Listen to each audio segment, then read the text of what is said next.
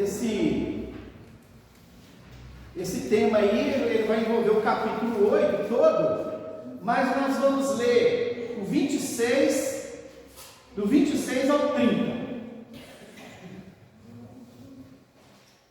Aliás, do 26 ao 28, que diz assim, todos acharam, né? E diz assim, olha, o título aqui é a intercessão do Espírito. Diz assim: e da mesma maneira, também o Espírito ajuda as nossas fraquezas, porque não sabemos o que havemos de pedir como convém, mas o mesmo Espírito intercede por nós com gemidos inexprimíveis.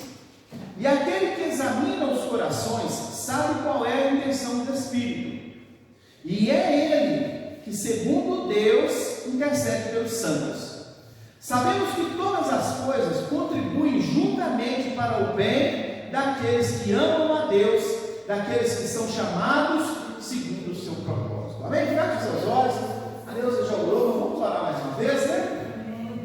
Pai, muito obrigado, Senhor, primeiramente pela presença do Senhor na nossa vida, nesse lugar. Muito obrigado, Deus, pelos feitos do Senhor. Muito obrigado, Deus, pelo favor do Senhor, favor que nós não merecemos, mas que por causa do seu amor incondicional, o Senhor, Deus, escolheu morrer numa cruz pelo nosso pecado. O Senhor, morreu na cruz para que nós pudéssemos ter acesso ao Senhor, ter liberdade diante do Senhor. Pai, hoje nós estamos aqui, Senhor, como crentes, como filhos amados do Senhor, meu Pai. Que o Senhor, nesta noite, Deus, encha o nosso coração de alegria por causa da Tua palavra, Senhor. Que a palavra do Senhor, nesta noite, Deus, encontre raiz no nosso coração, para que ela possa fazer morada na nossa vida, no nosso coração, e transformar a nossa vida em nome de Jesus. Que o Espírito Santo de Deus nos conduza nesta noite, que Ele tome o seu lugar de honra no nosso coração, na nossa vida, e tudo quanto for dito aqui nesta noite seja exclusivamente para a honra e para a glória do nome de Jesus. E todos digam amém. Amém. Glória a Deus. Aleluia.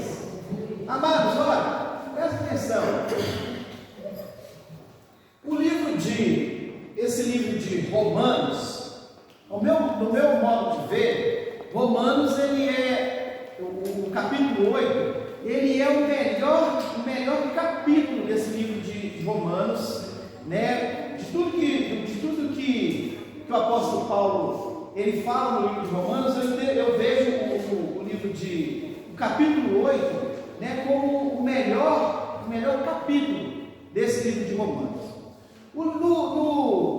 Enquanto que no Antigo Testamento esperava-se ardentemente a chegada de Jesus, quando lá no Antigo Testamento esperava-se ardentemente a chegada do Messias, a chegada de Jesus.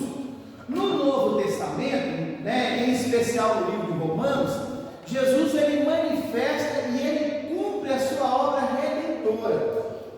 Então, assim o caráter e a missão de Cristo, eles são evidenciados em cada um dos livros do Novo Testamento. Porém, aqui em Romanos, Jesus ele lança as doutrinas fundamentais da vida cristã, sendo que a mais importante delas é que o justo viva pela fé. De nos fazer entender que o justo, ele vive pela fé. Então, queridos, quem almeja a salvação, nesse livro Jesus ele vai explicar para nós através da vida do apóstolo Paulo, que quem almeja a salvação precisa receber a justificação do Senhor e confiar, não só receber a justificação, mas também confiar, sobretudo nos méritos do Filho de Deus conquistado na cruz, confiar naquilo que Jesus conquistou na cruz. O que Jesus conquistou na cruz para a nossa vida? Ele conquistou a salvação. Ele conquistou a salvação para nós na cruz. Ele conquistou na cruz para nós a cura de todas as enfermidades, a cura de todas as doenças. Ele conquistou na cruz a nossa libertação. A palavra fala que sobre a nossa vida havia uma célula de condenação, havia uma condenação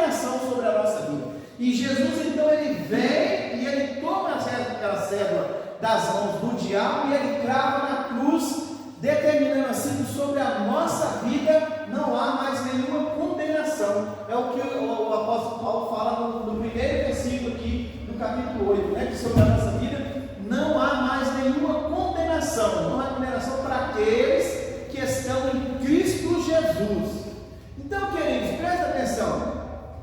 O apóstolo Paulo, ele foi escolhido por Deus para explanar o evangelho ao mundo. Lá em Atos, no capítulo 9, quando Saulo, quando ele tem aquele encontro com Jesus, né, a palavra diz que Jesus tem um encontro com ele, e ele então fica cego, ele é levado para algum lugar, para uma casa, ali ele já vai crente, né, porque o Espírito Santo toma ele ali, mas ele vai cego para aquele lugar, e Deus levanta um homem chamado Ananias, e esse Ananias vai até o local onde Paulo estava, e Deus fala para ele assim, olha, disse porém o Senhor, quando Deus manda Ananias ir lá conversar com Paulo, Ananias ele fica com medo, porque Paulo ele era um perseguidor da igreja. Até então Saulo, né? Ele era um perseguidor da igreja, ele era perseguidor dos crentes, e naquela viagem que ele estava fazendo para Macedônia, ele estava indo com liberdade, com autorização, para que no caso ele encontrasse algum crente pelo caminho, seja homem, seja mulher, que ele levasse preso aquelas pessoas. Então ele já vai com esse objetivo. Se eu encontrar um crente na rua, eu vou prender ele. E aí então, quando Paulo tem esse encontro com Jesus, a vida de Saulo muda. Jesus então chama Ananias para ir lá fazer uma oração para que as escamas de Saulo caíssem, e Ananias tem medo. Mas Jesus fala para Ananias assim, ele diz assim, olha, vai, porque este é para mim um vaso escolhido, para levar o meu nome diante dos gentios e dos reis e dos filhos de Israel, e eu lhe mostrarei quanto deve padecer pelo meu nome. Jesus está falando que ele chama Paulo com um propósito, levar a palavra, levar o evangelho aos gentios. Quem é os gentios? Aqueles que não temem ao Senhor, que não andam nos caminhos do Senhor. Glória a Deus, né? Amém? Aqueles que não andam no caminho do Senhor e aqueles que não têm. Esse é o gentio. Aquele que você fala de Jesus para ele, mas ele não quer saber. Então, o apóstolo Paulo, ele foi escolhido por Deus, para quê? Para explanar o evangelho ao mundo, aos gentios. E essa carta de Romanos, essa carta aos Romanos, ela é a explicação mais completa que o apóstolo oferece do seu entendimento do evangelho, de tudo aquilo que ele entendeu do ministério que ele recebeu de Jesus. Essa é a carta mais completa. É tanto que a missão, ele entende tanto a missão dele, né, de pregar a palavra, de anunciar o evangelho para os gentios, que lá no Romanos capítulo 1, verso 16, ele diz assim, olha, porque não me envergonho do evangelho de Cristo, pois é o poder de Deus para a salvação de todo aquele que crê, primeiro do judeu e também do grego. Ele está falando que quando ele entende isso, ele está dizendo que ele não tem vergonha de anunciar o evangelho, de falar de Jesus para as pessoas, para o grego, para o judeu, primeiro o judeu é aqueles para quem Jesus veio, né, inicialmente, mas também para o grego, ou aqueles que estavam dentro da casa, mas também para aqueles que estavam fora da casa. Ele não se envergonha de falar isso. Essa carta aos Romanos, ela é escrita provavelmente no ano 57, né, depois de Cristo. E quando Paulo escreve essa carta, Paulo ele estava em Coríntios, né, na cidade de Corinto, né, ele estava no fim de uma terceira viagem missionária, e ele estava lá a ponto de partir para Jerusalém. Ele estava em Corinto, mas ele estava de partida para Jerusalém, porque ele tinha uma oferta para levar para os pobres de Jerusalém. E quando quando ele está a ponto de ir para Jerusalém, ele descobre, ele já tinha escrito a carta para mandar para Roma, agora ele descobre que uma senhora chamada Febe, né, de Encreia, subúrbio de Corinto, ele descobre que essa senhora, que ela estava de viagem marcada para Roma. E o que Paulo faz? Paulo então ele aproveita que essa mulher está indo para Roma para enviar aquela carta para o povo romano. Por que acontece isso? Porque naquele tempo não havia serviço de correio, né, nos reinos. Então não tinha um serviço de entregar carta, trazer carta, né? Não tinha um serviço de correio, a não ser que fosse por causas oficiais do governo. Então, fora disso, não tinha como mandar, como enviar uma carta para alguém. Então Paulo ele aproveita que essa dona, que ela está indo para Roma e ela leva a carta para ele para evangelizar os romanos. E aí, queridos, era costume então de fazer com que a palavra se expandisse através dessa forma. A gente precisa entender que Paulo, ele é um camarada que ele vai viver mais preso do que no ministério. Ele vai passar muito mais tempo preso por causa da palavra, né, do que o tempo que ele está em liberdade pregando a palavra. E Paulo, ele é um dos maiores fundadores de igreja. Na verdade, amado, olha, quando a gente fala de apóstolo, a gente ouve muito falar isso aí, o apóstolo tal, o apóstolo fulano. O apóstolo, ele é nada mais do que um fundador de igreja. A palavra bíblica, ela traz esse sentido, quando fala, né, dos ministérios, quando o próprio Paulo fala dos ministérios, que ele fala que um dos dons, né, dos ministérios é ser apóstolo. Apóstolo é fundador de igreja. Amém? E Paulo, ele é o último apóstolo, porque hoje nós conhecemos o apóstolo, a função do apóstolo é uma função missionária. Hoje nós chamamos de missionários, aquelas pessoas que saem pelo mundo, né, implantando igreja, cuidando, são missionários, que é o apóstolo que o apóstolo Paulo fala lá na sua carta.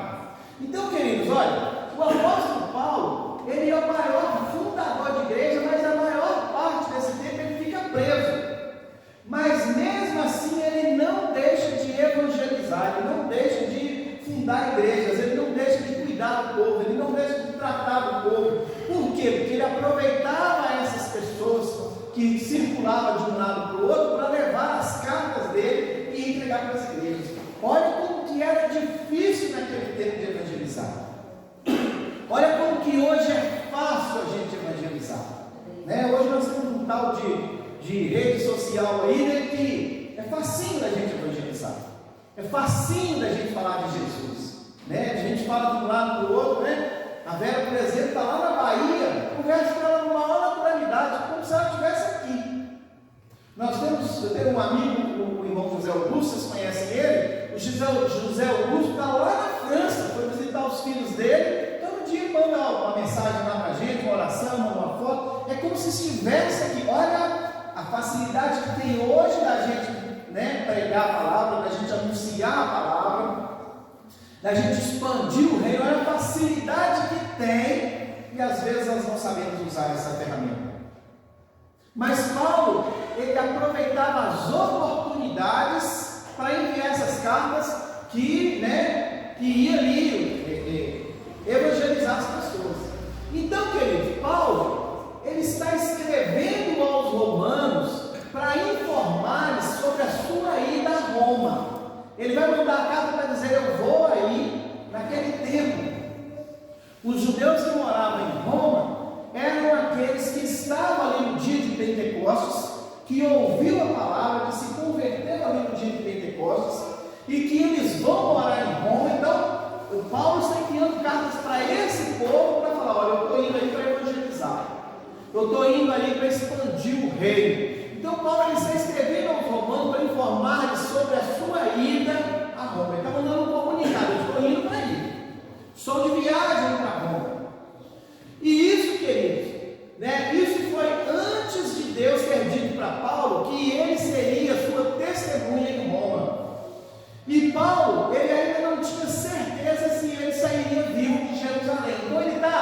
informando que ele vai para Roma, mas ele está em Jerusalém e ele não tem nem certeza se ele vai sair dali vivo, mas ele já está, pela fé, ele já está, ele tem um propósito, Deus chamou ele para um propósito e ele está falando, eu vou, mas ele não sabe nem se ele vai, ele não sabe nem se ele vai ter vida daqui até lá. Queridos, naquele tempo, os judeus, eles acreditavam que a lei mosaica era definitiva e decisiva como expressão universalmente obrigatória da vontade de Deus. Paulo está indo para levar a mensagem, e ele vai começar pelos judeus que estão lá em Roma, ele vai começar a falar para esse povo, mas esse povo, eles têm na mente deles uma ideia de que a salvação até então é pela circuncisão, que para ser salvo precisava ser circuncidado, porque no Antigo Testamento a prática da salvação era essa. Para falar que era filho de Deus, você precisa ter, o homem, a pessoa precisava ser circuncidado. Esse era o voto, que expressava a entrega dessa pessoa para Deus. Então esse povo, eles acreditavam que a circuncisão era a única expressão verdadeira que fazia com que a pessoa se tornasse filho de Deus. Então, por isso, muitos cristãos, muitos judeus, eles insistiam em que os gentios que quisessem se tornar cristão deveriam primeiramente ser circuncidados e guardar a lei de Moisés. Jesus ele já veio, ele já ressuscitou, agora nós estamos no tempo da graça. Paulo entende isso e é essa mensagem que ele vai levar para o povo. Só que o povo ele é totalmente bitolado de que é só pela lei mosaica, a lei de Moisés, pela lei da circuncisão que se chega à salvação. E aí, querido, a dúvida, quando um gentio se tornar cristão, sem primeiramente passar pelos ritos do judaísmo, era para aquele povo um grande problema. Eles já sabiam, eles já conheciam a verdade, eles já foram salvos, eles já foram libertos, mas na mente deles era impossível, um gentio ser convertido ao Evangelho se ele não fosse circuncidado, se ele não praticasse, não tomasse aquela prática lá no Antigo Testamento.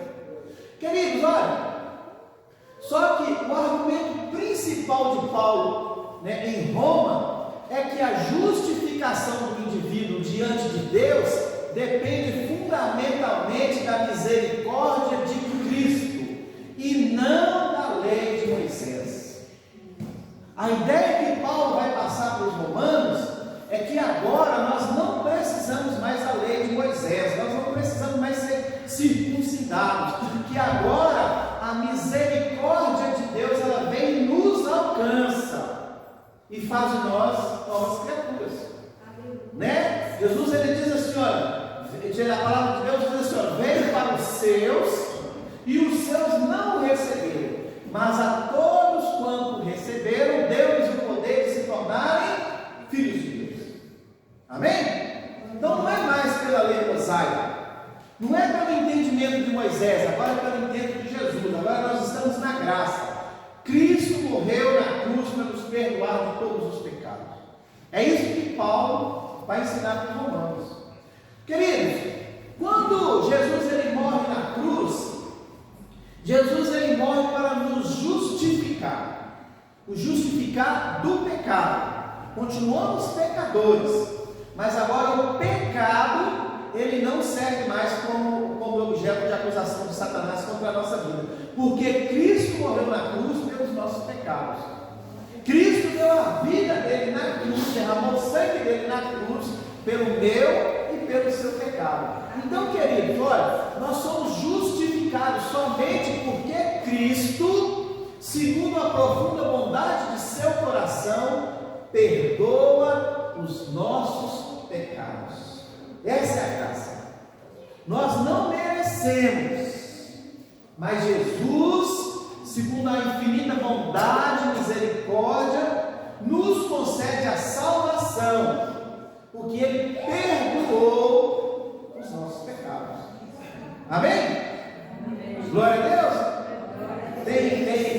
Senhor aí? Amém, né? Então, olha, a situação de uma pessoa diante de Deus, ela não depende do que ela tenha feito ou deixado de fazer. Para estar diante de Deus, para ser salvo, não depende do que eu tenha feito ou do que eu tenha deixado de fazer. O que precisa estar diante de Deus, de Jesus, para receber a salvação? Crer que Jesus Cristo nasceu, viveu, foi crucificado, morreu, ressuscitou e está à direita do Pai. Confessar que Ele é o Senhor e Salvador da minha vida. É isso que me dá direito à salvação. Não é pelo que eu fiz ou pelo que eu não fiz. Porque a palavra de Deus fala que quando nós entregamos a nossa vida para Jesus, que Ele lança os nossos pecados no mar do esquecimento. Continuamos pecadores, continuamos, aquilo que nós fizemos de errado, nós vamos ter que pagar por isso, só que o nosso pecado, aquele pecado original, aquele pecado que nos levava para o inferno, esse pecado, uma vez que nós reconhecemos que somos pecadores, uma vez que nós nos arrependemos dos nossos pecados, uma vez que nós entregamos a nossa vida para Jesus, os nossos pecados foram perdoados pelo sangue de Jesus. Amém? Glória a Deus. Então nós somos justos, então nós somos justificados, porque Cristo, segundo a profunda bondade de seu coração, perdoa os nossos pecados. Ele veio com esse objetivo, morrer pelo nosso pecado. Veio como homem, veio como carne, porque ele precisava experimentar a nossa vida como pessoa, para como pessoa ele morrer, derramar o seu sangue pelo nosso pecado. Porque a moeda do mundo espiritual, querido, a moeda do mundo espiritual é o sangue. Jesus, ele paga o preço do nosso pecado com o sangue, o seu sangue, vertido na cruz. Queridos, ao contrário, como eu disse, a situação de uma pessoa diante de Deus não depende do que ela tenha feito ou possa fazer. Nada do que eu possa fazer me leva à salvação. A única coisa que me leva à salvação é a confissão, é o arrependimento dos meus pecados, é confessando que Jesus é o meu Senhor e Salvador. E isso que me garante a salvação. Ao contrário disso, depende totalmente do que Cristo fez em favor de nós e da aceitação por parte de cada um de nós. Cristo, ele já morreu na cruz, ele deu o seu sangue pelo nosso pecado. Agora depende de mim entender o que ele fez na cruz e receber essa dádiva, receber esse amor incondicional, receber esse sacrifício. Na verdade, a palavra é essa: receber esse sacrifício e me tornar santo. Então, por parte de cada um de nós, da dádiva da salvação pela graça oferecida por quem? Por Cristo. Por causa da graça, é pela graça que somos salvos. Não é por obras. O apóstolo Paulo ele fala isso para nós. Para que ninguém se glorie. Não é por meu mérito. Não é porque eu sou bonzinho. Não é porque eu dei esmolas. Não é porque um dia nós fomos lá em 7 de agosto distribuir marmitex de madrugada, distribuir roupa, essa coisa. Não é por causa disso. E isso faz parte da obra. Isso faz parte porque nós somos crentes, nós fazemos a obra. Mas não é a obra que leva à salvação. O que leva à salvação é nós nos arrependermos do nosso pecado e confessar que Jesus Cristo é o nosso Senhor. Então, por isso, querido, Cristo, ele tem direito a total e sincera lealdade, fidelidade, devoção e obediência de todos nós, seres humanos. Por causa da obra dele, por causa do feito dele, do sacrifício dele, ele tem direito que nós andemos em obediência, em lealdade, em fidelidade, em devoção a ele, o único Deus soberano sobre todos. Amém? Lá em Efésios, no capítulo 2, se você achar aí Efésios capítulo 2,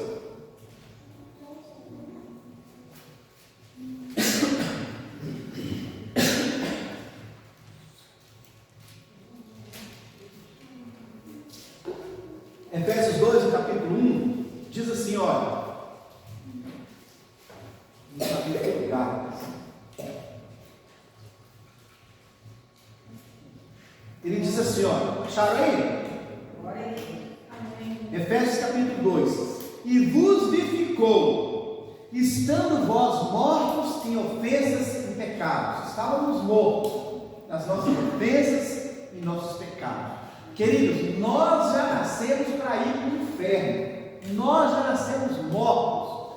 Desde que Adão pecou, desde que Adão caiu, nós já nascemos para passar a eternidade no inferno. Nós já nascemos mortos.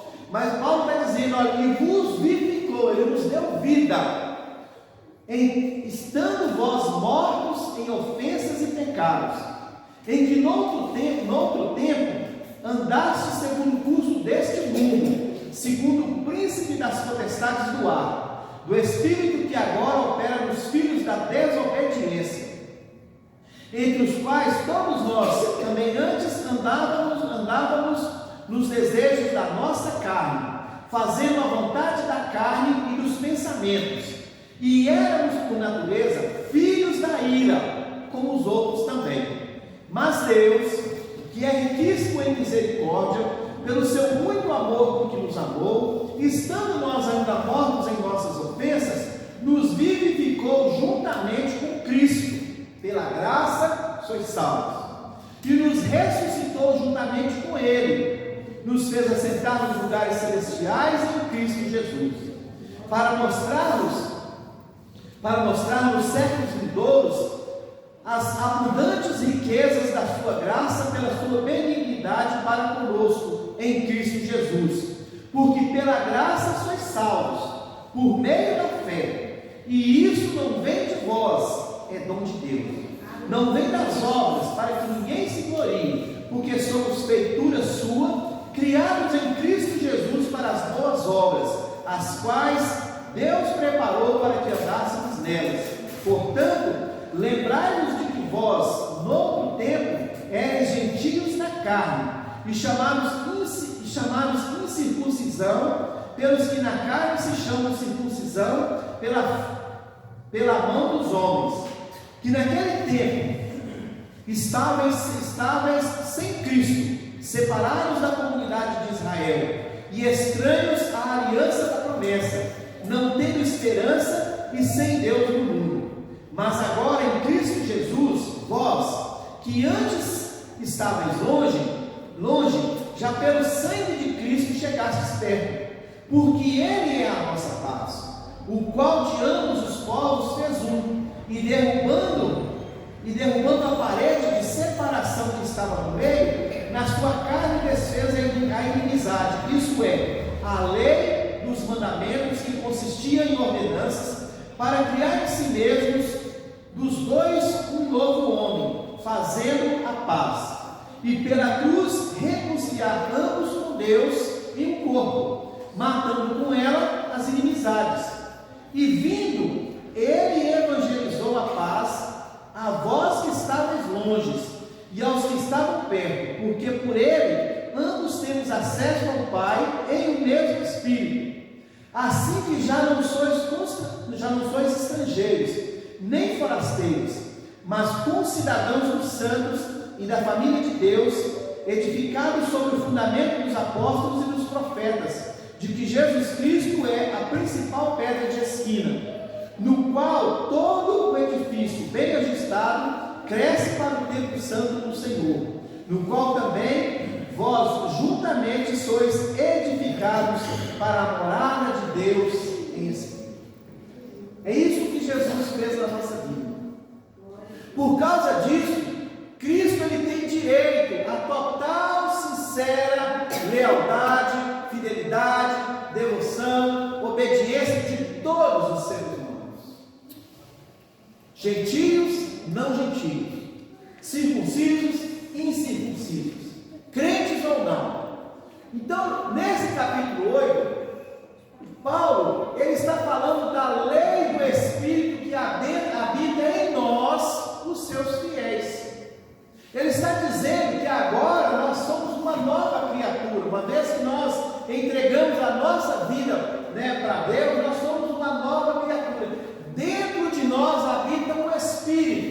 Espírito de Deus, o Espírito Santo habita em nós. Amados, olha, existe um movimento, que crê que para ser cheio do Espírito Santo, você precisa falar em línguas, você precisa rodopiar, você precisa pular, você precisa fazer um monte de coisa. Só que a palavra, ela nos garante que uma vez que você entregou sua vida para Jesus, você é cheio do Espírito Santo. Basta a gente olhar lá para Atos capítulo 2, Jesus ele fala que depois dele viria um Consolador, o Espírito Santo. E eles estão ali, reunidos dentro daquela casa. A palavra diz que o Espírito Santo vem em forma de vento impetuoso e toma aquelas pessoas, e aquelas pessoas elas começam ali a falar em línguas. Falar em línguas por quê? Porque existiam ali vários povos de várias nações, e naquele momento eles precisavam ouvir a palavra de Deus, eles precisavam ouvir a verdade. A palavra deixa claro para nós que os apóstolos falavam para cada um em sua língua. O judeu ouvia na língua do judaísmo, o japonês ouvia na língua do japonês, o muçulmano ouvia na voz do muçulmano, todas as nações elas ouviam os apóstolos falar segundo a sua língua, segundo aquilo que ele tinha entendimento. Por isso aquele alvoroço todo, por isso aquela alegria toda, o Espírito Santo tomou cada um ali para falar. Não que a gente não tenha que falar em línguas, claro que pode falar, claro que você fala em línguas, claro que nós falamos em línguas, mas o apóstolo Paulo também ele fala para nós que para falar em línguas é preciso que tenha intérprete. Você pode falar em línguas lá no seu quarto, você, Deus, você fala em língua para edificação do seu corpo.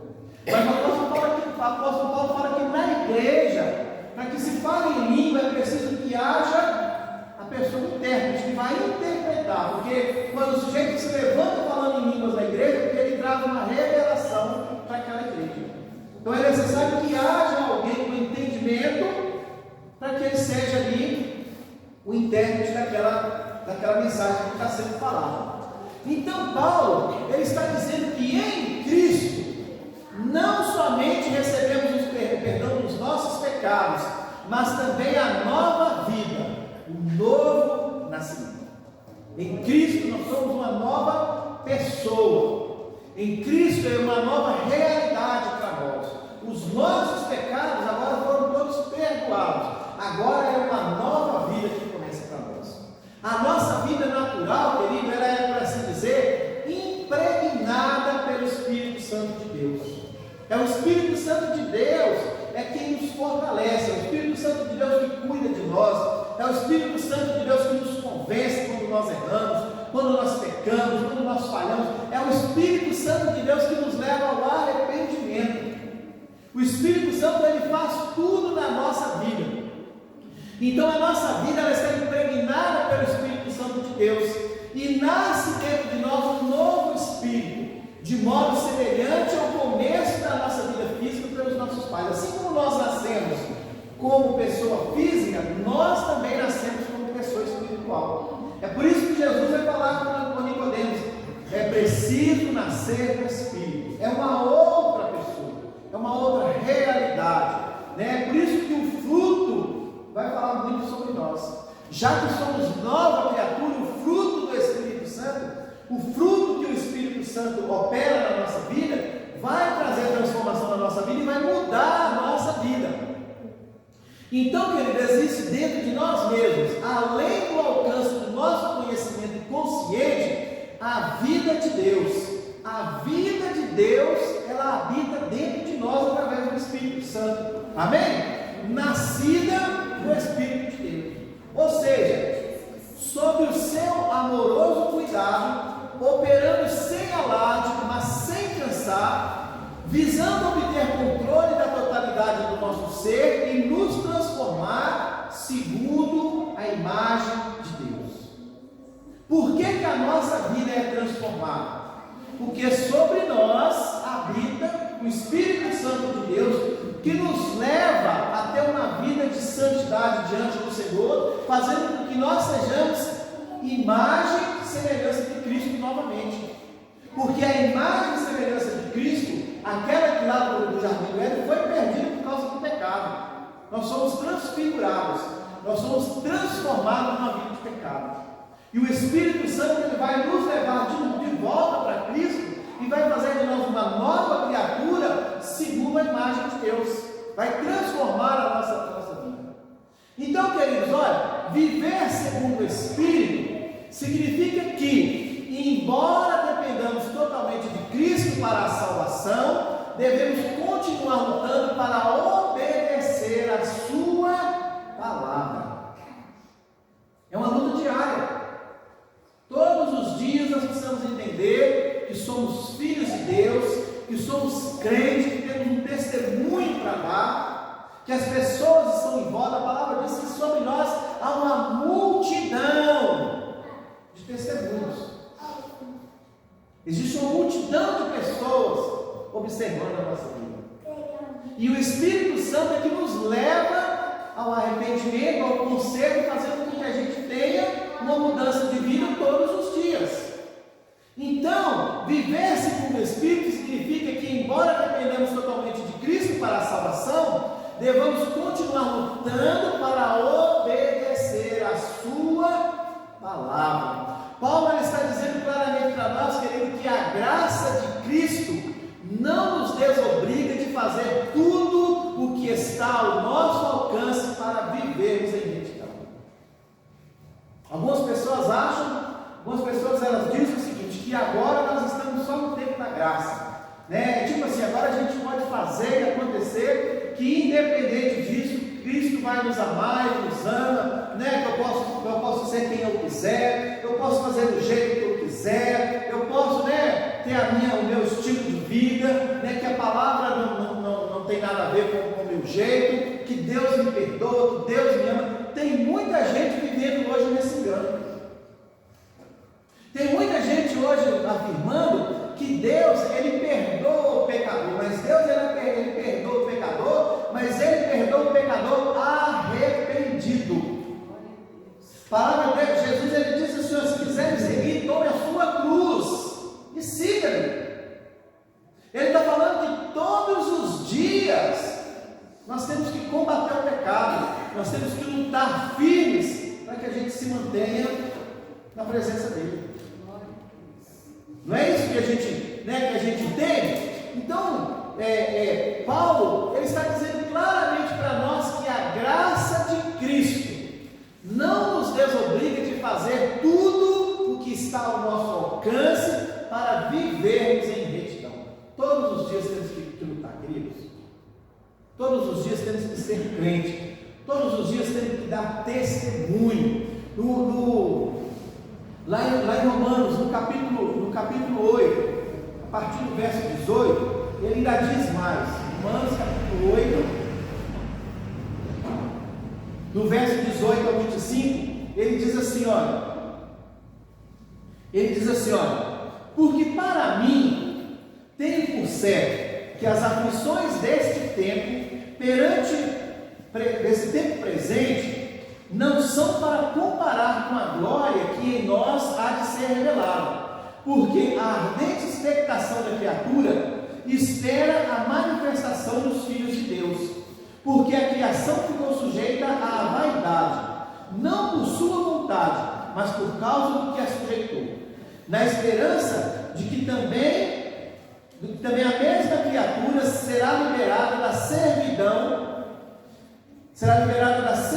da corrupção, para a liberdade da glória dos filhos de Deus, porque sabemos que toda a criação geme, e está juntamente com dores do parto até agora, e não só ela, mas nós mesmos, que temos as primícias do Espírito, também gememos em nós mesmos, esperando a adoração, a saber, a redenção do nosso corpo, porque em esperança fomos salvos. Ora, a esperança que se vê não é esperança, porque o que alguém vê, como também o esperará? Mas, se esperamos o que não vemos, com paciência esperamos.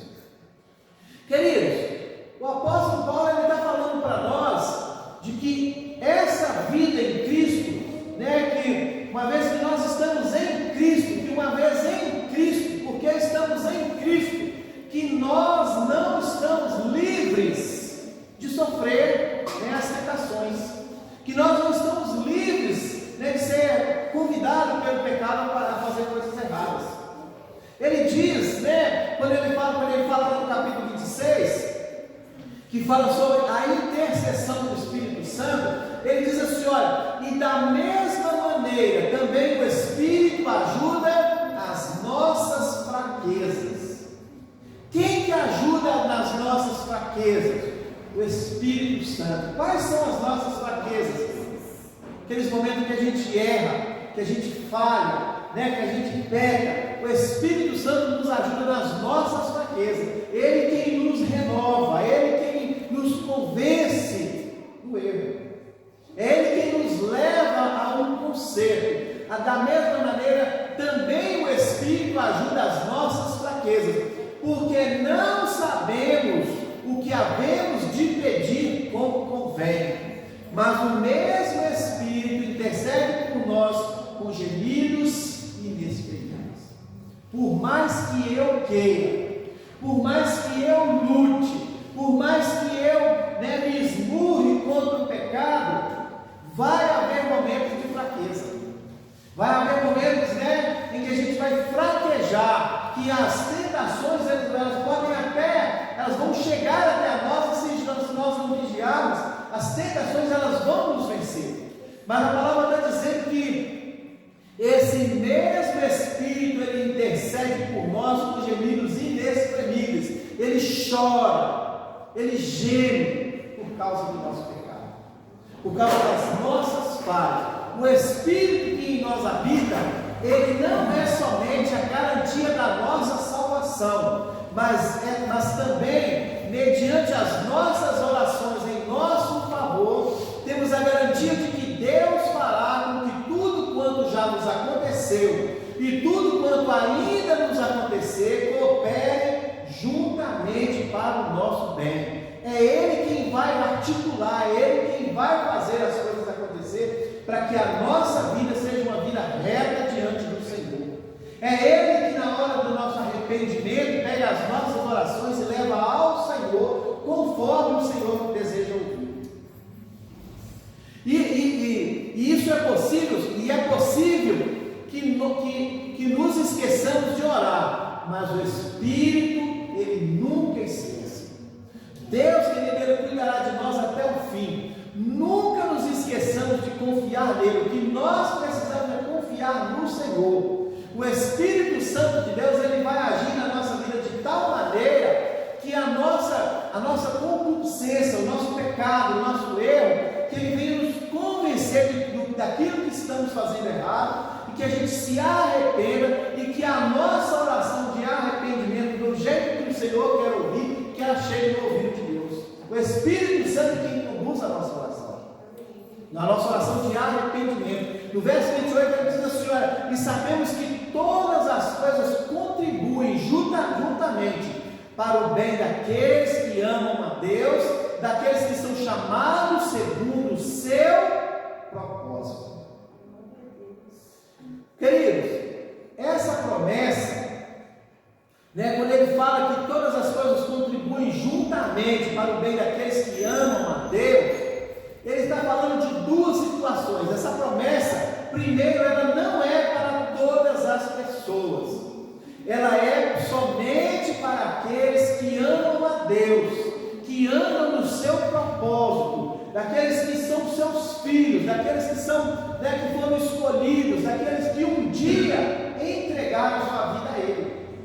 Às vezes, queridos, não entendemos o motivo de certas lutas e situações que vivemos, nem a razão delas serem permitidas por Deus. Amados, olha, na nossa vida diária, no nosso tempo de vida, muitas são as tentações que nós sofremos, muitas são as lutas que nós enfrentamos. Às vezes, queridos, são lutas tão terríveis, às vezes são coisas assim tão difíceis da gente entender, que muitas vezes a gente costuma até culpar a Deus pelos problemas, por tanto problema. Às vezes a gente fica sem entender por que Deus que eu estou vivendo isso, por que eu estou passando por essa situação. Eu, nesses 14 anos que a gente está aqui em Fumilândia, eu já perdi as contas, querido, de quantas vezes eu já chorei assim, sem ter o que falar para Deus, de tanta luta, de tanta tribulação. Às vezes a gente ajoelha, você não tem nem o que falar para Deus, é só chorar, é só deixar as lágrimas pingar e ficar ali, chorando no colo de Deus, de tanta tribulação, de tanta luta. Foram várias. Nós tivemos aqui uma vez, sargento, nós tivemos uma situação aqui uma vez que a gente estava aqui, e a gente estava vindo no encontro, né? E a gente estava aqui numa festa, foi uma alegria que a gente estava aqui. Aí a gente ria, a gente cantava, a gente se alegrava, e foi muito, assim, era um momento assim, de muito prazer e de muita alegria. E num dia desses, a gente estava numa situação dessas aí, acabou o culto, amados, e apareceu um demônio lá nos infernos, que ele soprou algo no ouvido de uma pessoa que estava aqui dentro, e essa pessoa ela saiu louca. E ela não cometeu uma tragédia por causa da intervenção de Deus, porque Deus foi assim, misericordioso demais com essa pessoa. E essa pessoa ela ficou presa, foi um tempo assim terrível. Gente, como que naquele tempo, assim, eu falei com Deus, como é que pode um negócio desse, né? A gente está ali todo mundo orando, a gente está ali adorando, a gente está ali cultuando, e vem um infeliz lá nos quintos dos infernos para tirar a nossa paz, porque coisas desse tipo, querido, ela entristece a igreja, entristece o povo, entristece a gente. E eu naquele tempo eu falava para Deus, que solução você vai tomar nessa situação? Porque a mulher é inocente do negócio. Ela não era da vontade dela, foi um instinto assim que ela tomou essa decisão e quase aconteceu uma coisa terrível. E agora? Como é que vai ser? São tantas situações que a gente vive, né? São tantas tristezas que às vezes nos alcançam, que a gente fica sem saber como agir. E aí a gente vai orar, e a gente vai falar com Deus, a gente vai se derramar para Deus, porque nós estamos incapazes de fazer alguma coisa. Só o Espírito Santo de Deus vai trazer renovo na nossa vida, para nos colocar de pé novamente, para nos dar sabedoria, para nos dar entendimento do que fazer. Porque senão a gente peca, porque senão a gente cai, porque senão a gente enfraquece. Quantas pessoas não conseguiram suportar as frustrações, as lutas? Quantas pessoas não se deixou ser tratado pelo Espírito Santo, ser conduzido pelo Espírito Santo para receber alívio das lutas? Quantos? Queridos, através de Paulo, o Espírito Santo ele traz conforto, ele traz tranquilidade ao nosso coração, ao revelar que tudo que passamos vai colaborar de alguma maneira para o nosso bem e para a nossa salvação. O apóstolo Paulo está falando que existe um Deus, o Espírito Santo, e que esse sujeito, o Espírito Santo, ele nos renova todos os dias, ele nos fortalece todos os dias. É ele quem, com gemidos inexprimíveis, leva as nossas orações, as nossas lutas, os nossos choros, coloca no altar de Deus, para que o milagre aconteça na nossa vida, para que a obra do Senhor aconteça na nossa vida. Queridos, olha, foram muitos, mas foram muitos os homens e mulheres de Deus que passaram por terríveis tribulações e que venceram todas elas, porque o Espírito Santo estava ali sustentando, estava ali dando consolo, estava ali suportando aquela pessoa. E aqui com nós também não é diferente. Uma vez que nós entendemos que só o Espírito Santo é capaz de trazer para a nossa vida força, coragem, consolo, conforto, só a partir do momento que nós entendemos isso, é que nós vamos conseguir enfrentar as lutas e as dificuldades. Porque no dia a dia, querido, são coisas terríveis que nos acontecem. Não é porque somos crentes que não existem lutas, pelo contrário, parece que existe até mais lutas do que antes. Mas o Espírito Santo de Deus intercede por nós com gemidos inexprimíveis e nos traz cura, nos traz consolo, nos traz conforto, renovo para o nosso coração, para a nossa alma, para a nossa vida. É Ele quem nos fortalece, é Ele quem nos vivifica, é Ele quem traz transformação genuína para nós. Amém? Vamos ficar de pé? Já passei da hora, vai de preço, glória a Deus, aleluia. Feche seus olhos, amados. Pai, nós nessa noite mais uma vez, Senhor, nos reunimos em Teu nome, na Tua presença, para receber, Deus, da parte do Senhor, a Tua palavra. Deus, que testifica ao nosso coração que somos filhos, e que o Espírito Santo de Deus habita na nossa vida, que nos traz consolo, que nos traz renovo, que traz esperança para a nossa vida. Assim, Pai, nós cremos pela fé que somos filhos, que somos direcionados pela Tua palavra, pelo Teu Espírito, que somos conduzidos a viver uma vida nova, uma vida diferente, uma vida de transformação, uma vida que glorifica, que testifica do Seu nome e das maravilhas que o Senhor nos fez. Pai, que esse mesmo Espírito Santo, Senhor, Ele enche o nosso coração de alegria nesse momento, mesmo se estiver aqui alguém em profunda tristeza, mesmo se tiver alguém aqui com problemas terríveis, que o Espírito Santo traga sobre o nosso coração, sobre a nossa alma, a alegria de viver e viver na Tua presença, Senhor. Deus, assim nós oramos e te agradecemos em nome de Jesus. Que o Senhor nos leve de volta para casa, amparado, protegido, guardado pela Tua mão poderosa. Senhor, tira do nosso caminho todo o mal, tudo que não presta, tudo que não provém do Senhor. Nos dê, Senhor, um retorno, Senhor, em segurança, nos dê um sono tranquilo, de noite abençoada, para nós, para a nossa família, para a nossa casa, em nome de Jesus.